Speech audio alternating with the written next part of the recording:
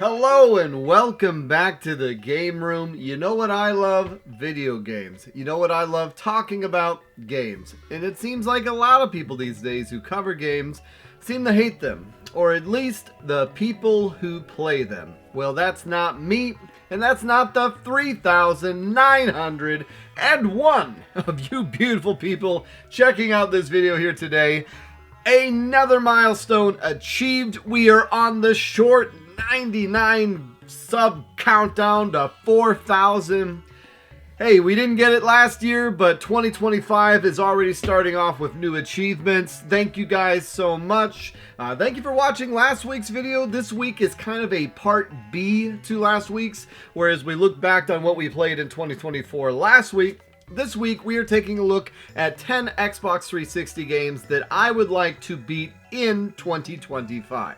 Now, a lot of these games, in fact, all of these games I've spoken of before, so if you want to think of it like almost a greatest hits of the previous games I've talked about, this is kind of emblematic of that. Now, these are not all of my favorite games that I have played since starting this, but these 10 games that I would like to beat in 2025 are, you know, it's a nice sample size of some of the better games I've played. And then also there was a few games I beat last year that I missed that, you know, I didn't realize, oh, I did beat it. And then some more modern games I'd like to beat this year too that I'm just throwing onto this just so that we can see how my progress looks by the end of the year. So if that sounds interesting to you, let's check it out. There's a lot of games out there, some of which you've never even heard of. That's where I come in. My name's Luke. I've been playing games since the age of 2, and I have no life. This is my game room. Alright, well, the first game we're going to talk about is a very, very cool game made by Capcom that no one really talks about, though I will say the other various Xbox 360 YouTubers I've seen have mentioned this. A lot of people have brought it up to this point. It is still dirt cheap. Like $10, $20 game. It does not come with a manual, so if you find it with the case, that means it's complete, at least here in America. In Europe, I guess they did get a manual. But that game is Remember Me.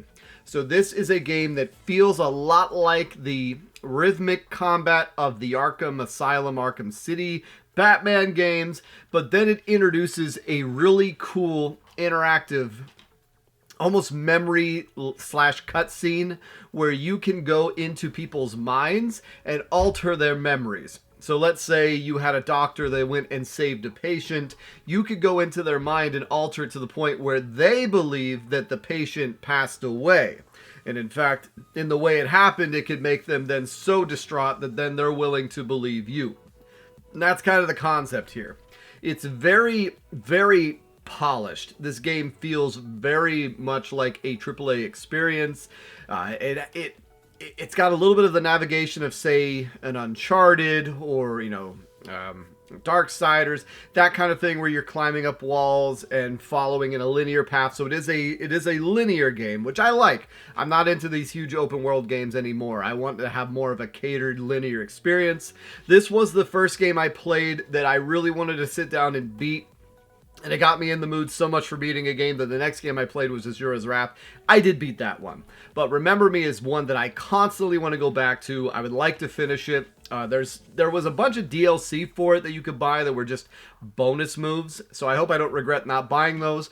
But if you're looking for one of my top recommendations of all the games I've checked out, Remember Me would be one of them. And this was one that you guys suggested to me. So when I first started doing these, I had a bunch of people recommend different games. Remember Me was one of them, and I really have enjoyed it. And it's very cheap. So pick this one up. I would like to play that in 2025. Probably when I get some free time to play a game that's Xbox 360, that would be the one that I pick up. Now, another one that just got remastered, though there was some controversy on the remaster because there's a lot of licensed music in it, so I believe that remastered version does not have it. And there's two different modes. There's kind of a censored for 2024 mode and then the original, but then that music is still gone. And to be honest, when this came out, I was not that interested in it. I thought it was too over the top. I had no interest even years past that, but then actually playing it, It was a lot of fun, and that game is Lollipop Chainsaw. So I got decently far in this. I got all the way to, I think, the third stage, which I think there's only 5 stages, but just the over-the-top humor, the really ridiculousness, the bright colors, the way it fuses the music with the zany atmosphere. Obviously, you know, it's not bad to look at as well. I was hook, line, and sinker, so I was very much surprised with how much I enjoyed this game. Generally, with Suda51 games, I think it's a little bit too over the top, but this one also had James Gunn involved with it too, so there was a lot of good people behind this game. I got majorly pushed when it came out, and I didn't like the marketing. They marketed too much on the TNA, but now 10 years later, when we got none of that, it's kind of one of those things where it's like, oh wow, that's actually fun to play. So I very much enjoyed it. It is much more of a fun game than it is just something to look at. So it's not just like getting a one of the beach volleyball games that just has jiggle physics. This one actually is really fun to play. That's one I would like to go through and beat as well. One of the other games that was suggested by you guys, which I had seen at the game store forever, I just didn't pick up. Now this is a co-op game too. If I ever had someone to play with, that'd be fun. But just playing by myself, I still really enjoyed the first Templar. Now, another one you don't hear too much about, still fairly cheap. Lollipop Chainsaw is getting up there, but the remaster you can pick up. This one I think you can still find for $8 to $15. Well worth it. Really fun combat system where you can jump between both characters if you're playing by yourself.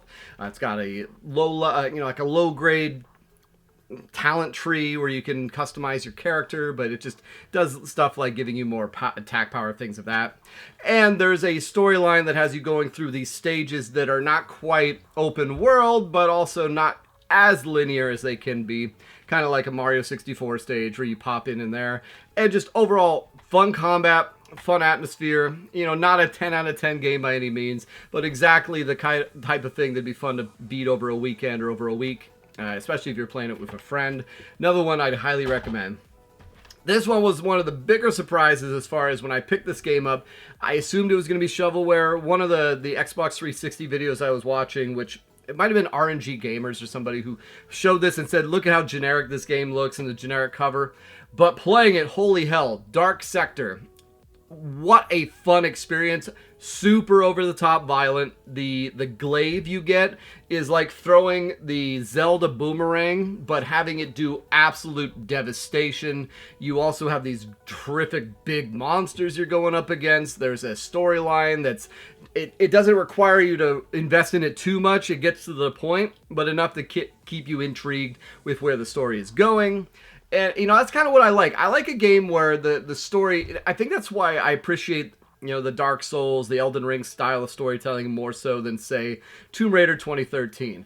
Yeah, I'd rather have less emergent storytelling and more overt telling you what's happening. But I also...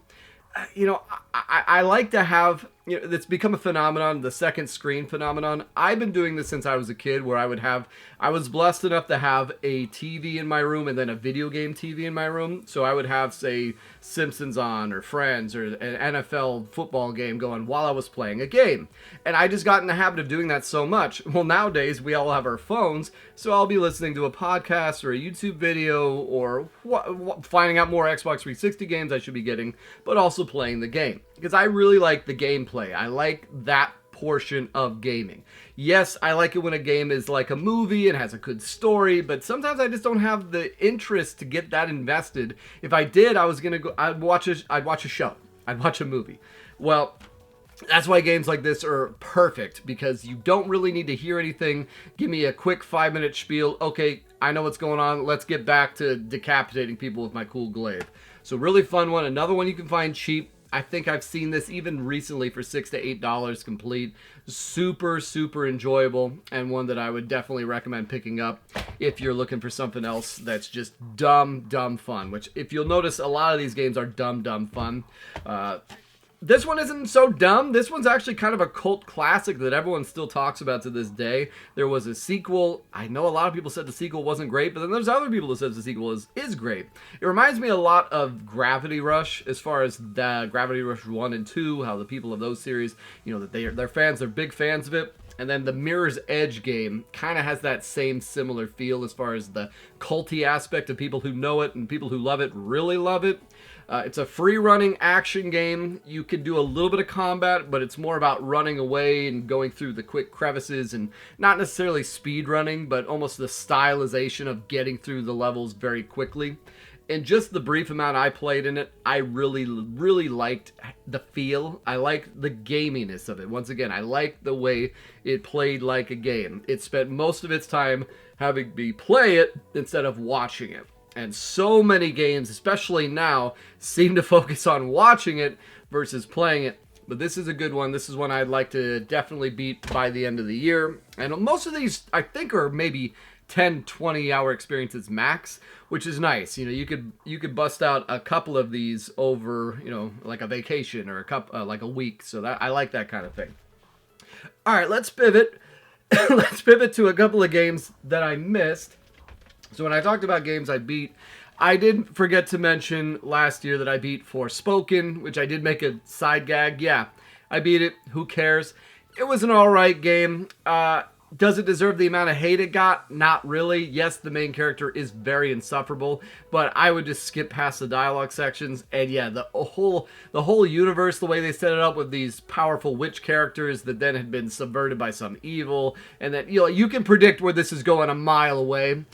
There are some fun sections in it towards the end, and then as soon as the game got fun, they removed all your power. So really, get this game for like $10 if you have some free time. I put more time into this than I realized, and I was just speeding through to the end. But yeah, it's more of a novelty than anything. And then the other PS5 game I beat that I forgot to mention was Persona 5 Tactica. I did not like this. I know a lot of people have mentioned the Disgaea games, etc. in the comments.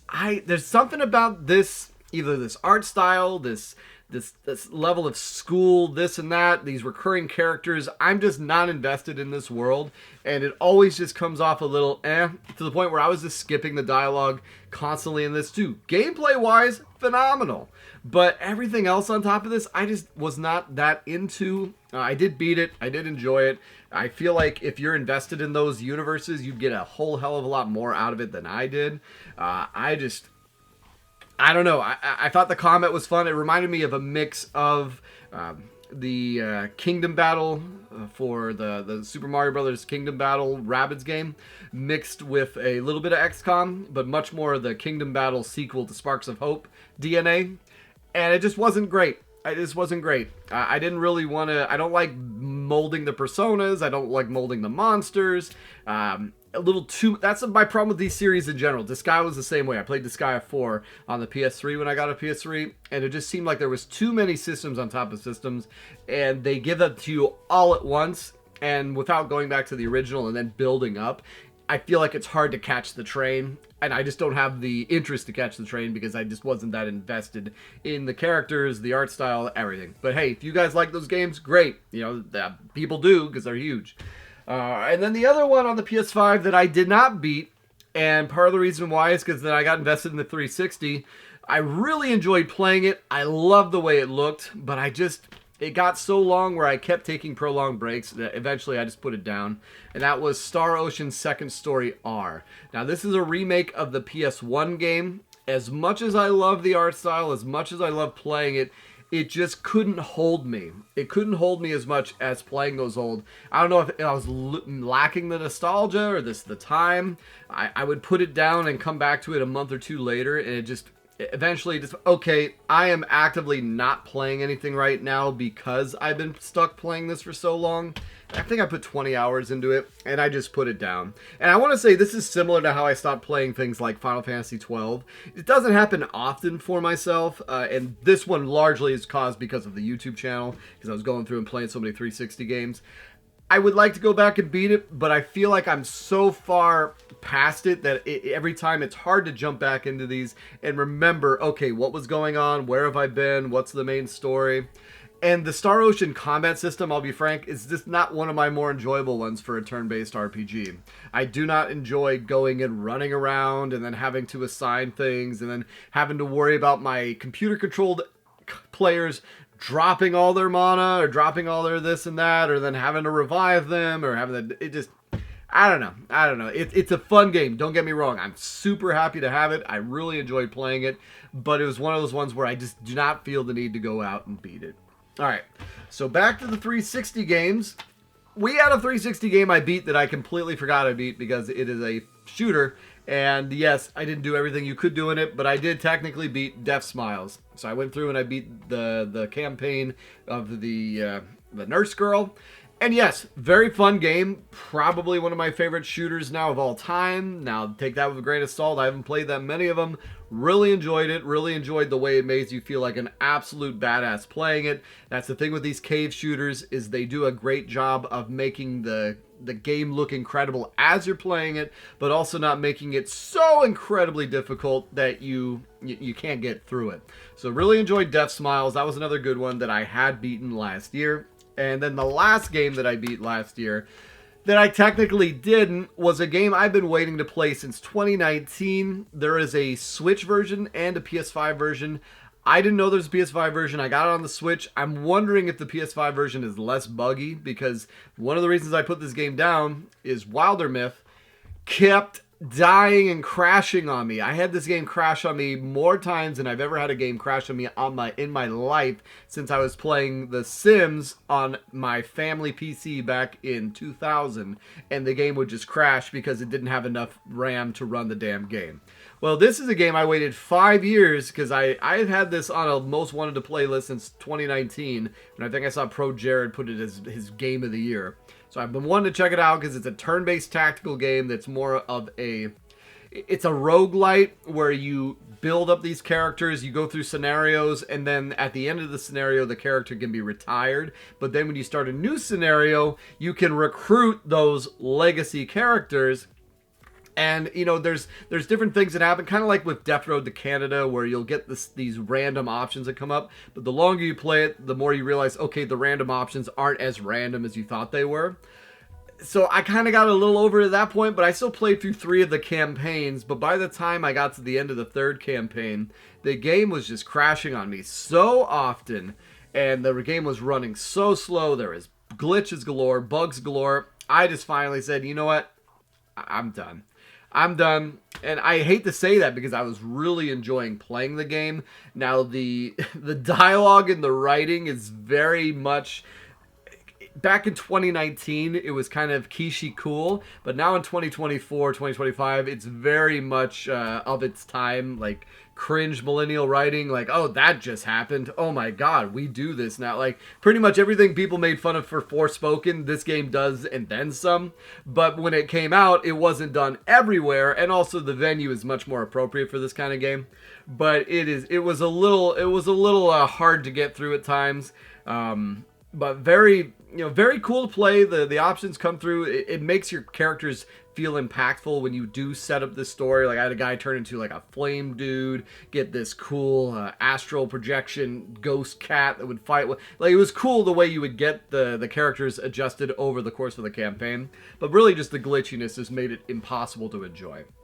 So maybe the PS5 version fixes that, but it plays a lot like Gloomhaven. So it's kind of like but better, much more designed as a game. But just, it's hard to recommend, and I can't recommend it because it's so broken. Get it on PC if it sounds interesting. All right, back to the Xbox 360 games I'd like to beat. So this is one I played maybe in episode 8 of the 360 series, and I was surprised because there was a game called X-Blade that was the spiritual successor to Blades of Time. And I thought this was just another, cash grab, TNA, no substance whatsoever game. But it's actually surprisingly fun. Now, it's a Konami game, but this is back when Konami was good. And it's got really good controls. It's got a nice hook where you can alter time and then make different versions of yourself. And I think you can have tons of versions of yourself fighting simultaneously at the same time. And it's kind of like a Darksiders type game where you're it's not necessarily open in world, but it's more you're in this world that you can roam around in, or kind of like the original Dark Souls, and then slowly unlock more and more of the area. Yeah, the main character is very attractive too, so that doesn't hurt. But the gameplay itself is a lot of fun. And this is one I would like to beat and see more of. And it's still, I mean, it was like $20 complete when I saw it. I think that one might have gone up. But yeah, definitely every 360 game I'm mentioning in this video, I wholly recommend picking up. Just like I recommend picking up Majin and the Forsaken Kingdom. This game has started to climb as more and more people are getting familiar with it. I really like the way this one plays. There is not any other game out there that really plays like this outside of maybe The Last Guardian or something like that, where you have a AI companion who follows you around and helps you out throughout the game. And it's just a interesting concept. Like, I love interesting concepts. I like things that you don't see all the time. So it's not a collectathon. It's not this, that. No, it's the how do you get through these different stages with this big lumbering ogre creature who also has some of your abilities to allow you to get through these stages. And overall, just makes for a very fun time and a game that I highly recommend. And so much so that I'm probably going to need a new copy too, because I don't have one that has the manual. And I found a sealed copy of it back in June for $20 at a swap meet, and I didn't pick it up because I'm stupid. I probably should have picked that one up. All right, another game that I don't have the manual for that I really enjoyed, and this had some major free DLC that I hope you guys picked up because it added 2 completely separate bonus scenarios as well as different modes and a black and white mode, and that is Dead to Rights Retribution. So I had never played any of the Dead to Rights games. I remember seeing them. I want to say the original Dead to Rights was a much bigger franchise on the original Xbox, maybe. That seems to ring a bell. And then this game came out and just, I never even heard of it. I didn't know there was a game that you had a little wolf thing that came with you. And the first stage, after you get past the dog portion, literally plays like a action Die Hard. You're going up into a building, fighting off a bunch of terrorists. The gunplay is incredible. You can take cover, take pot shots behind it, grab enemies, throw them off ledges. There's a slowdown mechanic. Shooting the enemies, they have really fun, mechanics where when they get hit, they ragdoll in very satisfying ways. This harkens back to my original love of the original GoldenEye. This was the first time where when you shot an enemy in the hand and they went ow, or you shot them in the leg and they hopped up, or the butt they hopped up. That kind of thing appeals to me. I like seeing it. I like to see it effective instead of just falling down. And in this game, you really feel like you get that impact of when you're hitting the enemy. It feels like it mattered. And then being able to grab them, use them as meat shields, throw them off the edge. All very cool. The bonus content I told you guys to download, I think it's called like the GAC pack. I don't know if you can still get it somehow. If you can, download it because it's free. I know there was a lot of weirdness in the 360 store. I know at times it allowed me to still get stuff.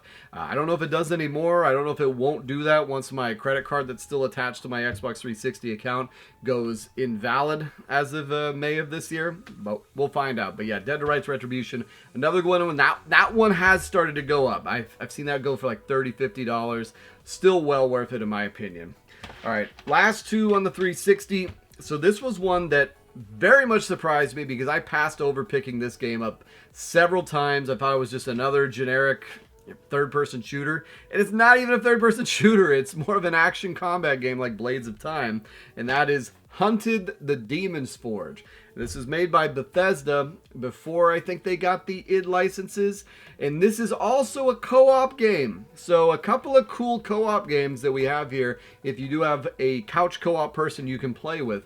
And this one is like a over-the-shoulder dungeon crawler. You do get weapon upgrades, so it has a little of that Borderlands DNA in that, but it's not as annoying. And the level designs are fun. The characters are fun. You can bounce between either I think it's the witch lady who uses a bow, or the ogre dude who uses a sword. And then there is this other, like Elvira type character who's setting you off on this quest. And it's just, I mean, the story-wise, once again, is very much not the focus of this game. The focus is the combat, and the two of them are a lot of fun to play as. If you're playing by yourself, you can bounce between the two of them, but not freely. You have to bounce between them at a certain way station that allows you to switch between them, which I think is a good thing. I think that's a good thing, because then it can force you to go through certain sections as a different character. But then when you're doing co-op, I don't know how that works. Just overall, really, really fun, great combat, nice visceral feel behind it, and one that I would highly recommend. And then the last Xbox 360 game, which is one I've had in my collection longer than most of any of these other ones, because this was a Metal Jesus recommendation that I did pick up. In fact, I picked up a copy at GameStop, and then there was no disc in it, so they just gave me the case and manual, and then I bought a copy off eBay for like $8, and I still have that case and manual of this to this day. Maybe someday I'll find a loose disc, I don't know. But that is Enslaved Journey to the West, or Odyssey to the West, not Journey, which is supposedly a spiritual retelling, or some sort of retelling of the Odyssey, Journey to the West story, the Chinese myth, the thing that Black Myth Wukong really was based on. This is using the same, I guess, source material, but overall it's just really, really fun. High production value, really kind of just has that polish, that feel of a very well optimized, well put together game. It's made by Namco, and I know that the company that made this shortly before this had made another game that was an absolute banger as well. I can't remember what the name of that, I can't remember what game that was, but yes, the people who made Enslaved, the game before this was another one that I just covered too that was really good. But this game is just a lot of fun. There was DLC for this where you got to play as the big you know, the short round character. It was like a sniper. I think it was like a $5 I hope you guys picked that up if that sounded interesting. I did get that. But just overall, the gameplay is a lot of fun. I know it shares that Black Myth Wukong DNA, but for me it felt more like a kind of the Horizon Zero Dawn type feel in the game, because they have these killer robots, and then it's you and this redheaded girl going through it, but instead of the redheaded girl being everything, you have this other dude named Monkey, and he's kind of the big grunt oaf, and then she's the brains. You might think it's an escort quest all the time, but it's really not, and it's just really, really solid gameplay. You have a bow staff, which you don't typically find in a lot of games. Usually it's a sword, a gun, whatnot. That's why you'll notice, like, the glaive in Dark Sector was very unique, and then the bow staff in this game is very unique. And you just have very nice impact. The way the camera zooms in as you're fighting is fun to watch. Like, all these are just fun. You know, they may not be the most in-depth stories, the most in-depth everything, but if you're looking for fun gameplay, all of 10 of these games for the 360 have fun gameplay. Every single one of them, and I would recommend them to anyone, regardless of the style of games you guys like. Try these out, because I think they will be for you as well. Alright, and then the last few games I want to talk about that I'd like to beat are 4 pickups I got for Christmas on the PS5.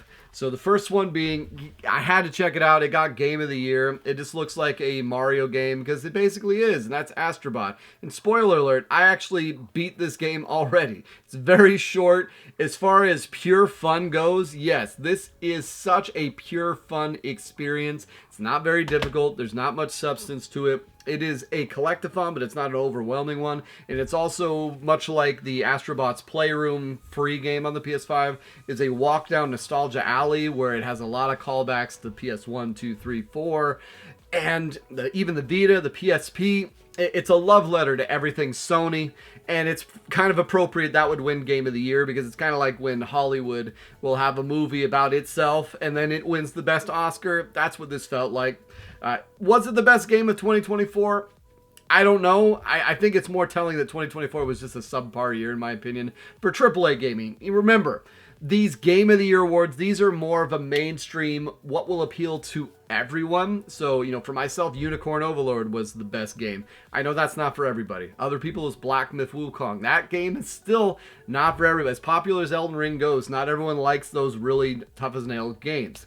I don't understand them, but that's just the case. So if you're looking for the easiest thing that can appeal to the most people, this one is a shoe-in. It's just funny it was made by Sony, which made it even more of a shoe-in because there's always a little bit of bias against Nintendo.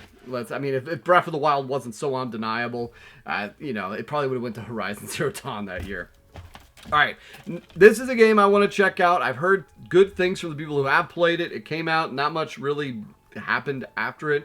Yeah, the art style for myself isn't that great. I prefer more the pixel art, but still Visions of Mana. I'd like to check this out. I'd like to beat it. I'd like to see what it's about. Though this is probably one of the longer games that I'm putting on here outside of this other game, which is the second game in the trilogy, which pisses me off that it's a trilogy. But what are you going to do? You got to milk it for all it's worth, and that's Final Fantasy VII Afterbirth, or Rebirth. I keep saying Afterbirth. Rebirth.